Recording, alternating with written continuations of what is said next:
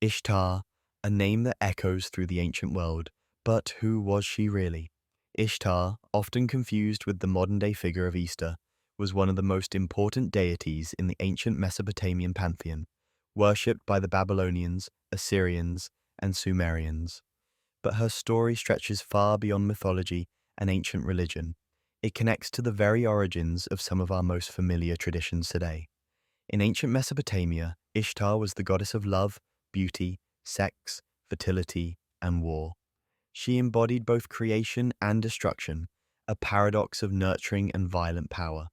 She was a protector of both lovers and warriors, seen as a fierce and loving force, capable of wielding immense power over life and death. Her influence spread across cultures, and her name changed over time, but the core of her worship remained rooted in the same themes: love, fertility, and the cycles of life. Ishtar's most famous myth is the story of her descent into the underworld. In this myth, she ventures to the land of the dead to visit her sister Ereshkigal, only to be stripped of her powers and forced to experience death and decay. Ishtar's journey is often seen as a metaphor for the seasonal cycles of life, death, and rebirth, a theme that resonates deeply with the agricultural societies that worshipped her. She represented the duality of life's cycles: creation and destruction, birth and death. So why does this matter today? The connection between Ishtar and modern traditions is more than just coincidental. The name Easter itself is thought by some scholars to be derived from Ishtar, with early Christian missionaries absorbing pre-existing pagan traditions to aid in the conversion of local populations.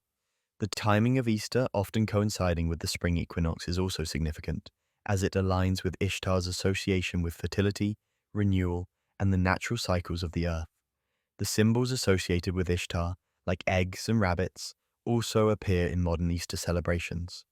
Rabbits, as symbols of fertility, and eggs, representing rebirth, are elements tied directly to her worship in the ancient world. These symbols didn't disappear.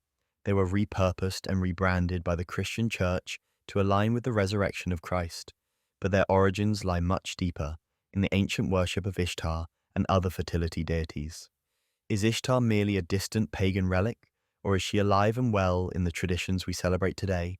Could the very name Easter and its symbols trace their origins to a powerful ancient goddess of love, fertility, and war?